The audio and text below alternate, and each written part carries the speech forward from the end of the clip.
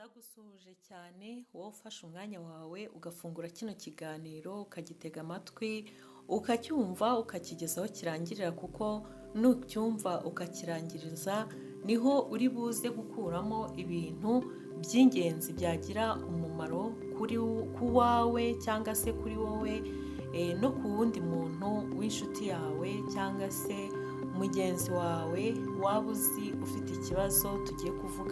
Tugiye kuganira ku burwayi cyangwa se ikibazo cyo kunuka mu kanwa. Nibyo tugiye kuganiraho, kandi ni ikibazo kigira abantu benshi batandukanye bitewe n'impamvu bazi cyangwa se impamvu batazi, kandi ibyo bintu tuzi neza yuko bibangamira abantu benshi cyane. Abantu benshi birababangamira cyane, kuko hari igihe agira icyo kibazo ntanamenye aho gituruka, ntanamenye impamvu ikimutera. Uyu munsi rero tugiye kuganira zimwe mu ngingo z'ingenzi zishobora gutuma umuntu agira ikibazo cyo kunuka mu kanwa. Ndakwakiriye tubane muri iki kiganiro, ucyumve kandi ugisoze. Nanjye ndagerageza gukoresha umwanya neza kugira ngo ntakurambira wowe unteze amatwi. Ubundi igice cyo mu kanwa ni igice cy'ingenzi cyane kigize umubiri w'umuntu. Nicyo gice cya mbere gitangirirwaho umurimo w'igogorwa ry'ibyo kurya. Inzira y'igogorwa ry'ibiryo, urwungano rw'igogora rutangirira mu kanwa, rutangira ku munwa, mu kanwa rugakomeza uko bigenda bihererekanya ibice byose by'umubiri, uko bigenda bihererekanya uwo murimo. Byose rero bitangirira mu kanwa. Mu kanwa hadufitiye akamaro kanini. Icya mbere, mu kanwa hadufasha kuvuga, hakadufasha mu gihe cyo kurya.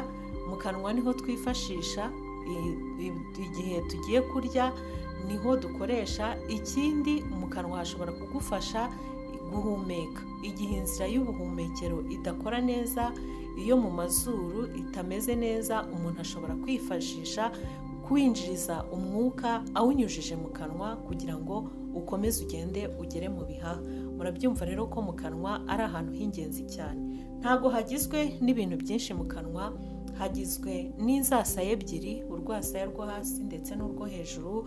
Kuri urwo rwasaya niho haboneka ishinya iriho amenyo yose uko aba mu kanwa. Hanyuma hagati y'amenyo hari urwasaya, hari urusenge rw'akanwa. Mu rusenge rw'akanwa ni hariya hejuru.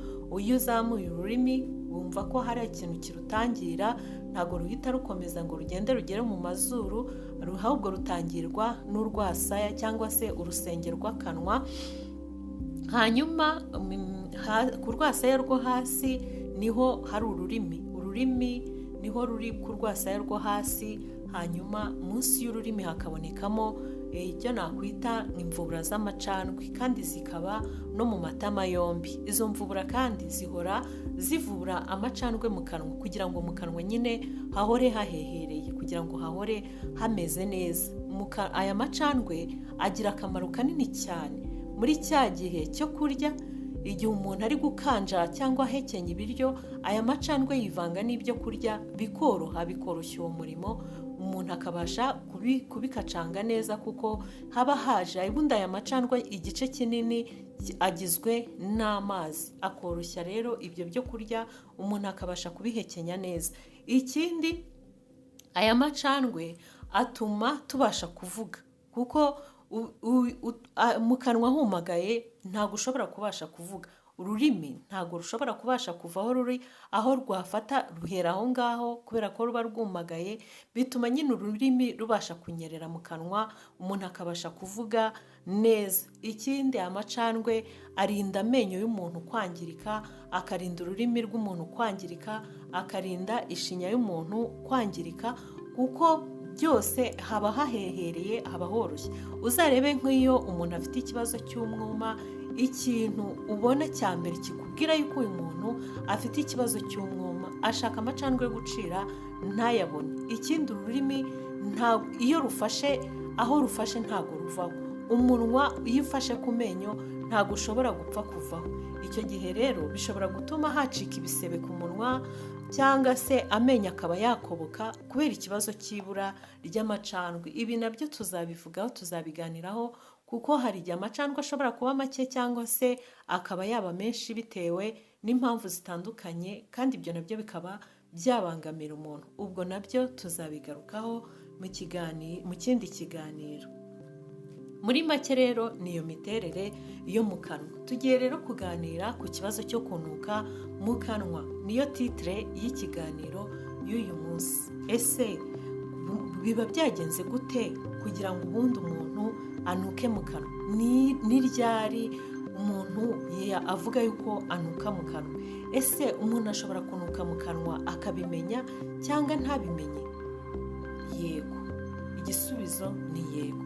Bibaho cyane, umuntu ashobora kuba yanuka mu kanwa ntabimenye bitewe n'impamvu zitandukanye. Impamvu ya mbere ishobora gutuma umuntu ashobora kuba anuka mu kanwa ariko ntabimenye, ni igihe igice kimufasha kumva guhumurirwa cyangwa se kunukirwa kidakora neza. Icyo gihe ntashobora kumenya niba anuka mu kanwa cyangwa se atanuka mu kanwa. Ikindi cya kabiri ni ukutiyitaho. Hari abantu benshi badakunda kwiyitaho ngo bikurikirane bumve yuko hari ikibazo kidasanzwe kibariho. Birashoboka cyane kubera uburangare no kutiyitaho. Biba byagenze gute rero kugira ngo umuntu anuke mu kanwa? Ni impamvu nyinshi cyane zishobora kubitera kunuka mu kanwa. Izo mpamvu rero nizo tugiye kuganiraho muri aka kanya ka none ahangaha. Impamvu ya mbere mperaho ni isuku nkeya yo mu kanwa. Abantu benshi bajya batiyitaho, igice cyo mu kanwa ntibagiha agaciro. Ugasanga umuntu aragendana ibiryo mu menyo, cyangwa se ugasanga ku menyo hajeho ibintu by'umuhondo, ntabwo yigeze amenya igihe byaziye, ntabyiteho. Isuku nyine ntabwo ayitaho mu by'ukuri nk'uko bikwiriye, ntabwo ayikora nk'uko bikwiriye. Isuku yo mu kanwa rero ni ngombwa cyane, kuko iyo utayikoze neza nk'uko bikwiriye bituma ugira ikibazo cyo kunuka mu kanwa. Indi mpamvu ya kabiri ishobora gutera umuntu kunuka mu kanwa ni igihe cyo kubyimba ishinya. Hari igihe bibaho ko umuntu ashobora kubyimba ishinya, kandi murabizi ko iriya shinya iyo yabyimbye akenshi iba inava n'amaraso, kandi amaraso n'ubundi busanzwe ntabwo agira impumuro nziza. Ubwo rero murumva yuko ishinya ibyimbye inava amaraso mu kanwa, noneho aya maraso akivanga n'amacandwe, bitera ikibazo cyo kunuka mu kanwa. Kandi mu kanwa habamo na bagiteri. Ziriya bagiteri rero iyo zivanze n'aya macandwe arimo n'amaraso, byanze bikunze murabyumva yuko hazamo ikibazo cyo kunuka mu kanwa. Umuntu ashobora kugira ibibyimba mu kanwa, umuntu ashobora kugira ibisebe mu kanwa. Ibyo byose, cyangwa se mu kanwa, ku rurimi, ku matama, bishobora gutuma umuntu agira ikibazo cyo kunuka mu kanwa. Ibyo ni ibisebe abantu bakunze kugira.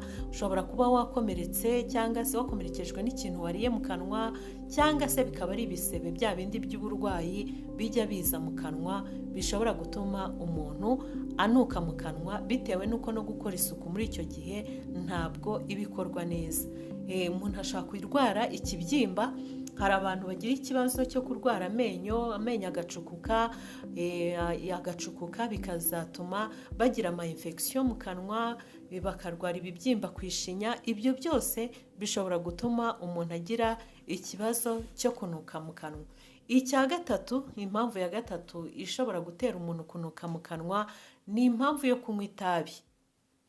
Kunywa itabi bitera umuntu kunuka mu kanwa, ariko icyitonderwa hano ntago buriya hari abantu bazi kwiyitaho cyane, banywa itabi kandi udashobora kumenya yuko umuntu ananywa n'itabi. Akanywa itabi ariko agira n'isuku nyinshi cyane, akamenya uko atunganya mu kanwa, ku buryo udashobora kumwumvaho uwo mwuka wo kunuka mu kanwa, udashobora no kumwumvaho n'umwuka w'itabi, kandi itabi arinywa pe. Ariko hari abandi bantu barinywa noneho bakanakabya rwose, akumva nta kintu bimubwiye. Ugasanga amenyo yarahindanye, yajeho bya bintu by'umwotsi byaragiye bihoma ku menyo. Noneho buriya iyo bifashe ku menyo ntubyoze, ntiwoze amenyo neza, uriya mwotsi uragenda ugafataho, ejo hakiyongeraho n'undi. Kubera kutoga mu kanwa neza, ugasanga amenyo yabaye umukara tsiritsiri. Ibyo rero bituma rwose umuntu anuka mu kanwa, kandi birangiza no ku rurimi. Iyo myotsi urumva iyo ifashe ku menyo no ku rurimi iba yasigayeho, ibyo bituma umuntu anuka mu kanwa. Indi mpamvu ya kane ishobora gutuma umuntu anuka mu kanwa ni inzoga, kunywa inzoga nyinshi. Hari inzoga zimwe zitera kunuka mu kanwa rwose bikabije cyane, ku buryo umwuka wazo ubangamira umuntu. Hari n'inzoga abantu banywa ntumenye ko umuntu yananyweye, ariko ubundi inzoga nyinshi zitera kunuka mu kanwa, zigira umwuka mubi mu kanwa. ubwo ni ukuvuga ngo ziriya nzoga ziragenda zikivanga alcohol nyinshi mu maraso, ibintu nk'ibyo. Noneho no muri za mvubura z'amacandwe ugasanga muri cya gihe amacandwe yo mu kanwa arimo ibintu byinshi byanduye mu kanwa bishobora gutuma umuntu anuka mu kanwa. Ko buriya hari akantu gatongera ngo mvugeho, wenda nako tuzakavugaho. Iyo ibi bintu tunywa, ibintu turya, umubiri urabyakira, ariko uko twariye, uko twanyweye, ntabwo ari ko umubiri ubifata byose.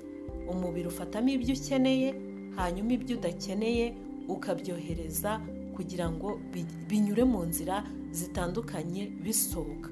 Hari uburyo rero umubiri wiyaranjamo cyangwa se umubiri ukoramo usohora imwe mu myanda kugira ngo itajya mu maraso. Umubiri ushobora gukoresha inzira y'amacandwe ugasohora imwe mu myanda, ushobora gukoresha inzira y'ibyuya cyangwa se za nzira zisanzwe zo gusohora imyanda, kujya kwituma cyangwa se kwihagarika. Muri izo nzira zose ko zitandukanye umubiri urazikoresha usohora imyanda. Murumva rero ko no mu macandwe hasohokamo imwe mu myanda umuntu yari irimo igenda itembera mu mubiri. Umubiri ushobora kuyikoresha usohora imwe mu myanda nk'imiti, ibintu nk'ibyo bishobora gusohokera mu nzira z'amacandwe bikasohoka. Ibyo rero bikaba byatuma umuntu yagira ikibazo cyo kunuka mu kanwa bitewe n'ibintu yakonsomye byatumye umwanda uba mwinshi mu maraso. Ikindi cya gatanu, impamvu ya gatanu ishobora gutuma umuntu anuka mu kanwa ni ibiribwa. Hari ibiribwa bimwe na bimwe turya kandi bifitiye umubiri akamaro, ariko bishobora gutuma tugira umwuka mubi mu kanwa. Urugero, ndabaha nk'urugero rw'ibitunguru. Ibitunguru murabizi, iyo umuntu abiriye cyane cyane ari bibisi bitera umwuka mubi nyine mu kanwa. Ariko ibyo ngibyo ni ibintu ntabwo biba ari uburwayi, nta nubwo biba ari ibintu bihoraho. Ni ibintu umuntu ashobora kuba yakosora ako kanya nyuma yo kurya, bikarangira bigashira. Umuntu ntunamenye ko umuntu yariye ibitunguru cyangwa se tungurusumu nazo murabizi neza ko zigira umwuka nawo ushaririye cyane cyangwa se ufite imbaraga cyane unuka mu kanwa, kandi tungurusumu ni nziza kuzirya. Ikindi kitera umuntu kunuka mu kanwa mu bijyanye n'ibyo kurya, ibishyimbo nabyo burya bigira umwuka mubi umuntu amaze kubirya mu kanwa. Ni byiza ko nyine ibyo bintu bimenya, ukajya umenya uko ubigenza igihe umaze kurya. Ikindi ni amashu. Akenshi amashu mabisi nayo ashobora gutuma umuntu agira ikibazo cy'umwuka mubi mu kanwa w'ako kanya. Wenda nubwo yaba atabisanganywe, ariko ako kanya ashobora kuba yagira ikibazo cy'umwuka mubi mu kanwa. Izi mpamvu nitumara kuzivugaho, turagaruka mu kandi kanya gato cyane tuvuga ku ngamba umuntu yafata. Indi mpamvu ya gatandatu rero ishobora gutuma umuntu yagira ikibazo cyo kunuka mu kanwa ni igihe nk'umuntu yiyirije ubusa, igihe umaze umwanya muremure utavuga, ushobora kugira ikibazo cyo kunuka mu kanwa. Ukaba wabumbura umunwa rwose ugiye kuvuga, ugasanga byabaye ibindi bindi, kubera ko umaze akanya utavuga, umaze akanya utarya, umaze umunsi wose nta kintu wariye, nta mazi wanyweye, bikaza gutuma ushobora kugira ikibazo cyo kunuka mu kanwa. Ubwo ni iyihe mpamvu ishobora gutuma umuntu wiyirije ubusa, umuntu wiboroshe, wakarabye mu kanwa mu gitondo, wakoze neza isuku ye mu gitondo, yaza kubumbura umunwa agasanga aranuka mu kanwa? Buriya mwebwe mubitekerejeho, urumva ari nk'iyihe mpamvu yatuma uyu muntu utagize ikintu arya rwose mu kanwa ke nta kintu kigeze cyagera, ariko aravuze yumva mu kanwa haranuka. Ni ya mpamvu nababwiye yuko mu kanwa hashobora kuba inzira yo gusohora imwe mu myanda. Amacandwe y'umuntu akaba arimo ya myanda umubiri wanze ugasohora kugira ngo itagenda mu maraso, noneho ukaba wakwifashisha inzira y'amacandwe kugira ngo bisohore. Amacandwe rero ugasanga afite umwuka mubi kandi rwose nta kintu wariye, nta kintu wanyweye, ariko umubiri urakora, ukomeza ukora usohora ibitari ngombwa, kuko umubiri ukora akazi gakomeye cyane. Buriya mu mubiri w'umuntu haberamo akazi gakomeye cyane abantu benshi badashobora gutekereza. Indi mpamvu ya karindwi, tugeze ku mpamvu ya karindwi.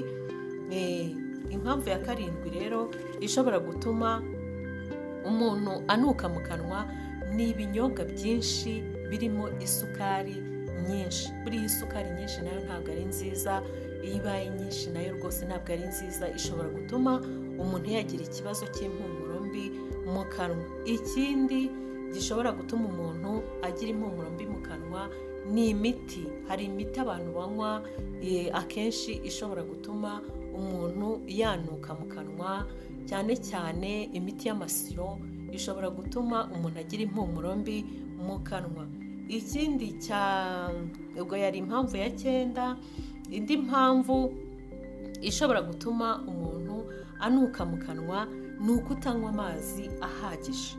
Kutanywa amazi ahagije bishobora gutuma umuntu agira impumuro mbi mu kanwa, bitewe n'ibyo arya, bitewe n'imiti, bitewe n'impamvu nyinshi zitandukanye z'ibyo yanyweye, bishobora gutuma umuntu agira impumuro mbi mu kanwa. Indi mpamvu ya nyuma rero nakwita impamvu ya 10 ishobora gutuma umuntu agira ikibazo cyo kugira impumuro mbi mu kanwa ni impamvu z'uburwayi. Hari impamvu z'uburwayi, indwara zitandukanye zishobora gutuma umuntu agira impumuro mbi mu kanwa. Reka mvuge zimwe muri izo ndwara, wenda urugero nk'ikirungurira. Ikirungurira murabizi ko iyo umuntu afite ikibazo cy'ikirungurira ni igihe umuntu yariye ibyo kurya bikagenda bikagera mu gifu, hanyuma byagera mu gifu bigahura na ya aside nyinshi iri mu gifu, noneho bikaza gutera ikibazo cy'uko bya bintu bicagagurika bikaza gutera umuntu ikirungurira. Ikirungurira kiba kimeze, abantu bakirwara barakizi, kiba kizamura ibintu bikazamuka bikarenga mu gifu bigasohoka, bikaba byashobora no kuzamuka bikagera mu kanwa, kuko biba bifite imbaraga nyinshi, bishyushye, bitwika, wumva aho binyuze bigutwika. Ibyo rero bishobora gutuma urumva ibyo kurya byageze mu gifu, byahuye na aside, birazamura umwuka, birazamuka bikagera no mu kanwa. Ibyo bishobora gutuma umuntu agira ikibazo cyo kunuka mu kanwa. Indi ndwara ishobora gutuma umuntu yagira ikibazo cyo kunuka mu kanwa ni nk'igihe umuntu afite ikibazo arwaye angine. Angine zishobora gutuma umuntu anuka mu kanwa kubera n'infection. Ubundi angine ya amygdale za bagiteri umuntu aba afite mu mihogo, noneho ibyo ngibyo birashoboka cyane ko umuntu ashobora kugira ikibazo cyo kunuka mu kanwa. Cyane cyane nk'ababyeyi wenda barabizi bafite abana batoya, hari igihe ugiye kumva nk'umwana agize ikibazo cyo kunuka mu kanwa, rwose akana gato kanutse mu kanwa kakagira impumuro mbi udasanzwe wumva, uwo munsi ukumvira gutunguye. Icyo gihe nubyumva kandi usanzwe utabyumva uzabyitondere cyane. Umwana ashobora kuba afite ikibazo cya angine cyangwa se akaba afite ikibazo cya sinezite, uzabikurikirane ujyane umwana kwa muganga. Muri izo ndwara zombi uko ari ebyiri hazavamo imwe. Indi ndwara rero ishobora gutuma umuntu ashobora kuba yagira ikibazo cyo kunuka mu kanwa ni indwara ya diyabete cyangwa se uburwayi bw'impyiko umuntu amaranye igihe kirekire, bwamaze nyine kuba chronique. Ubwo burwayi bushobora gutuma umuntu yagira ikibazo cyo kunuka mu kanwa kubera ibintu bya trouble metabolique cyangwa se kwangirika k'uturemangingo, kwangirika kw'imisemburo. Ibintu nk'ibyo ngibyo bishobora gutuma umuntu yanuka mu kanwa kubera ubushobozi bukeya bwa immunite umuntu aba afite, bishobora gutuma umuntu anuka mu kanwa. Izo rero zari zimwe mu mpamvu tunyuzemo tuvuga impamvu zishobora gutuma umuntu yagira impumuro mbi mu kanwa. Uburyo bwose birashoboka ko ubu buryo bushobora gutuma umuntu agira impumuro mbi mu kanwa. Ntatinze cyane, reka mvuge ku ngamba zimwe na zimwe z'ingenzi umuntu ashobora gufata igihe yumvise afite iki kibazo cy'impumuro mbi mu kanwa, kuko impumuro mbi mu kanwa ibangamira umuntu, ikanabangamira abantu bari kumwe. Igihe uvuga ikakubangamira, n'abantu muri kumwe ikababangamira. Nk'umuntu, hari igihe ushobora kuba wicaranye n'umuntu ufite impumuro mbi mu kanwa, mwari murimo musangira, ukumva rwose uhise ubura apeti, ukavuga uti ibi bintu, ukumva ni ibintu bikubangamiye cyane, kandi na nyir'ubwite nawe mu by'ukuri biba bimubangamiye. Iyo ari umuntu wikunda ushoboye kwiyitaho, ikintu cya mbere rero umuntu akwiye kwitaho cyane ni isuku yo mu kanwa. Ukwiye kwita ku isuku yo mu kanwa igihe umaze kurya, cyane cyane ntukibagirwe gukora isuku yo mu kanwa. Ujye wibuka ko ibyo kurya byo mu kanwa iyo bitinze mu kanwa bihura na za bagiteri zikabicagagura, noneho bikaza gutuma mu kanwa hazamo impumuro mbi, kandi iyo mpumuro mbi niyo ikubangamira, niyo ibangamira na mugenzi wawe, kandi si ibyo ngibyo gusa, inangiza amenyo. Umuntu rero agomba kubyitaho cyane, agakaraba neza mu kanwa ukoresheje uburoso bwiza bufite amenyo meza n'amazi meza n'umuti wo koza mu kanwa. Ugakoresha uburoso neza unyuza hagati y'amenyo, ukiyunyuguza n'amazi meza, ukizera neza ko mu kanwa uhogeje neza. Ukagera inyuma, hari abantu bagira urwasaya rurerure, ukizera neza yuko aho urwasaya rugarukira wagejejeyo bwa buroso bw'amenyo, wahogeje neza ku buryo nta bintu by'ibice cyangwa se ibisigara by'ibiryo bisigara mu kanwa. Ikindi, ukibuka koza ururimi rwawe, ukarwoza neza, ukoza n'uburoso, ukageza hahandi uba wumva usa nk'ushaka kumukorwa, ariko nyine nawe ntiwitromatize cyangwa se ntiwikomeretse, ukagarukira aho wumva udashobora kurenga nawe ubwawe, ukahoza neza, warangiza ukunyuguza n'amazi meza. Ntukajye rwose uhaguruka mu rugo uzi yuko umaze kurya no kunywa udakarabye mu kanwa, kuko biriya ugendana nibyo biza guhura na za bagiteri, bikaza gukurura cya kintu cyo gutuma mu kanwa haza impumuro mbi, watangira kuvuga nawe ubwawe ikakubangamira. Ikindi, abantu banywa itabi batazi kwirinda, mugomba kugerageza gukaraba mu kanwa igihe cyose umaze kunywa itabi, kandi ukoza neza mu kanwa kugira ngo wirinde imyotsi igiye mu kanwa kwisigara mu kanwa ikaza no gufata ku menyo. Iyo udahise uyikuraho ikwangiriza amenyo yawe akaba umukara. Ugomba kubyirinda rero, ukabikora hakiri kare utaratinda cyane. Abantu banywa inzoga mugomba kwibuka kunywa amazi ni ingenzi cyane. Ukamenya neza ko inzoga wanyweye zirabangamira abantu, nawe ubwawe zirakubangamira, bituma uzana impumuro mbi mu kanwa. Ugomba kugerageza uko ushobora kose ugakora isuku neza mu kanwa kawe, warangiza kandi ukanywa amazi ahagije. Bya biribwa turya, ibitunguru, za tungurusumu, bishobora gutuma mu kanwa hanuka. Hari igihe ubifata ukanagerageza no gukora isuku ntibikunde, ukumva ibitunguru biracyanuka mu kanwa, tungurusumu iracyanuka mu kanwa. Ni byiza ko iyo ubifashe nk'umuntu wenda niba utarwara igifu, ugafata agapande k'indimu ukakarya, ariya mazi y'indimu uko agenda uko anyura mu kanwa akamanuka no mu muhogo, atwika uriya mwuka wa biriya bitunguru na tungurusumu. Noneho washyiramo uburoso n'umuti w'amenyo, wakaraba bigashiramo neza, ukumva mu kanwa hagarutsemo impumuro nziza. Utakoresha indimu, ukaba wakoresha vinegere ya pome, ugakoresha nk'akayiko kamwe, ukagafata, ntufate nyinshi. Noneho ibyo bigufasha kugabanya uriya mwuka w'ibitunguru na tungurusumu cyangwa se ibishyimbo. Ushobora gukoresha uburoso bw'amenyo n'umuti, ugakaraba neza mu kanwa nk'ibisanzwe, byo birashira rwose. Ntugendane ibishishwa by'ibishyimbo mu menyo, urabizi ko nta kwiba kurimo, imboga, ibintu nk'ibyo byose ugomba gukora isuku nk'uko bikwiriye. Ikindi ku bantu biyiriza ubusa, ni ubushake bwabo, ni uburenganzira bwabo, ni impamvu zabo bwite zatumye biyiriza ubusa. Ashobora kwiyiriza ubusa ku mpamvu ye bwite ntari bwinjiremo, kuko ni impamvu zitandukanye zishobora gutuma umuntu yakwiyiriza ubusa.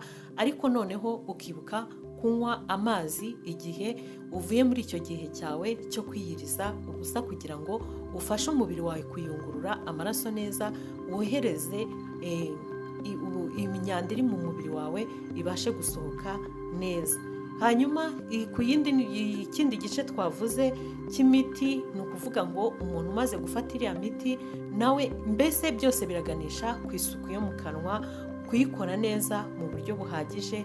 Ikindi cyangombwa, abantu bakagabanya kunywa ibintu bifite isukari nyinshi, cyane cyane abantu bakuru rwose bakagabanya kunywa ibintu birimo isukari nyinshi, bishobora gutuma mu maraso habamo ikibazo cyo guhungabana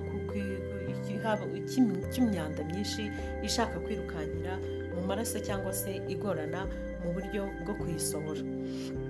Hanyuma ikindi ni uko abantu bafite iki kibazo cy'uburwayi birumvikana ko ari ukuba hafi y'abaganga, bagafata imiti, abaganga bakabafasha mu buryo bwose bushoboka, ku buryo bishobora kuba byabarinda iki kibazo cyo kunuka mu kanwa. Hari ikindi kintu nibagiwe, uburwayi bwa kanseri. Buriya kanseri ishobora gufata mu mazuru, ishobora gufata mu mihogo, ishobora kuba ari na kanseri y'igifu. Ibyo byose bishobora gutuma umuntu yagira ikibazo cyo kunuka mu kanwa.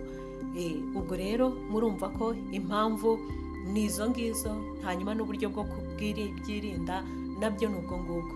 Kwirinda kwa mbere ni isuku ihagije, gukoresha uburoso bwiza bufite amenyo meza, umuti w'amenyo, nawe kwiyunyuguza n'amazi meza. Ikindi cya kabiri ni ukugerageza kunywa amazi ahagije. Kunywa amazi ahagije ni ngombwa, kuko bifasha umubiri gusohora vuba ya myanda igenda mu maraso, igasohoka vuba. Hanyuma umuntu akumva ameze neza mu mubiri wose, haba mu buryo bwose bwo gusohora kw'imyanda. Aho hose umuntu aba ameze neza iyo wanyweye amazi ahagije. Ni ngombwa kunywa amazi ahagije, n'amacandwe mu kanwa kawe uba wumva ameze neza. Ikindi nta kwibagirwa kubabwira, niba ukoze ibi bintu byose, isuku, wanyweye amazi ahagije, wiyitayeho mu buryo bwose, wikurikiranye, ariko ukumva iki kibazo kiracyakomeje kuba ikibazo cyo kunuka mu kanwa, ndakugira inama yo kwihutira kujya kwa muganga, kuko iki kibazo cy'umwuka mubi mu kanwa cyangwa se cyo kunuka mu kanwa gishobora kuba imwe mu mpamvu zagaragaza uburwayi buri mu mubiri wawe. Nubwo waba utarabumenya, ariko wajya kwa muganga bakaba bashobora kuba bagufatira ibipimo bitandukanye, bakagusuzuma, bakamenya ko hari uburwayi ufite mu mubiri butari bwamenyekana, ariko kubw'impamvu yo kunuka mu kanwa idashira ihoraho, bakaba bashobora kumenya yuko ufite ikibazo cy'uburwayi utaruzi, noneho bikaba impamvu yo kuba wakimenya. Ndabashimiye cyane mwebwe mwese tubanye muri iki kiganiro. Izi nama nimuzikurikiza bizagenda neza, kandi nimwikurikirana iki kibazo ntabwo kizongera kubaho. Igihe tugezemo rwose ntabwo bikwiriye yuko haba hakiriho abantu banuka mu kanwa. Wenda kera byabagaho kubera ko abantu batari bazi, basobanukiwe ari benshi, gukoresha uburoso na korogate n'amazi bakiyinyuguza, ariko hari n'uko umuntu yageragaho akabimenya ko bitameze neza mu kanwa. Kera bacaga uduti, bagakoresha n'amakara n'ubundi buryo bwose, ariko buriya buryo bw'amakara bwo ntago ari bwiza cyane, kuko bushobora kwangiza amenyo, bushobora kwangiza akantu gatwikiriye ku menyo, bukaba bwayakobora igihe ari amakara arimo utuntu tudaseye neza. Ikindi, abantu bafite ikibazo cy'ishinya, kubyimba ishinya. Abantu bafite ikibazo cyo kubyimba ishinya, murabizi ko hari igihe umuntu ashobora gukoresha umunyu ugakanda, bishobora kugabanya icyo kibazo, ariko ni na byiza kutabyihererana, ukajya kwa muganga. Abantu bafite uburwayi bwo mu kanwa, amenyo yangiritse, bijya bintu by'umuhondo ku menyo, ushobora kujya kwa muganga muganga w'amenyo akagufasha. Amenyo barayahoma, iyo ari ryarangiye burundu bashobora kurikuramo ukaba waguha insimbura ryinyo cyangwa se insimbura y'urwo rugingo, cyangwa se bakakugira izindi nama, cyangwa se amenyo bakayoza, kuko n'amenyo barayoza, iriya myanda yo ku menyo ikavamo. Nta mpamvu yo kugendana ibi bintu by'imyanda ku menyo kwa muganga. Ubu ngubu birakorwa, bakogereza amenyo, bashobora kuguhomera amenyo yacukutse yayandi yangiritse, cyangwa se bakaba bayakuramo bakaguha insimbura ryinyo cyangwa se insimburangingo y'iryinyo ugashyiramo, ku buryo udasigarana igihanga wenda niba ari nacyo kibazo wari ufite, kuko ibyo kurya bitinze mu kanwa biragenda bikinjiramo hantu hakomeretse, hacukutseho iryinyo. Ibyo byose bizamura umwuka mubi mu kanwa. Akandi kantu nibagiwe, hari urudodo abantu banyuza, hari abantu bagira amenyo afatanye cyane, ariko nubwo amenyo afatanye cyane ntibibuza yuko hari ibice cyangwa se ibisigara by'ibiryo byinjira muri ayo menyo. Ushobora gukoresha rero akantu k'akadodo ukanyuzamo hagati y'amenyo, ukagenda ukuramo biriya bintu by'ibiryo byagumyemo. Ibyo nabyo byakugabanyiriza ikibazo cyo kugira impumuro mbi mu kanwa. Ndabashimiye. Twimenye, twiyiteho kandi tugire ubuzima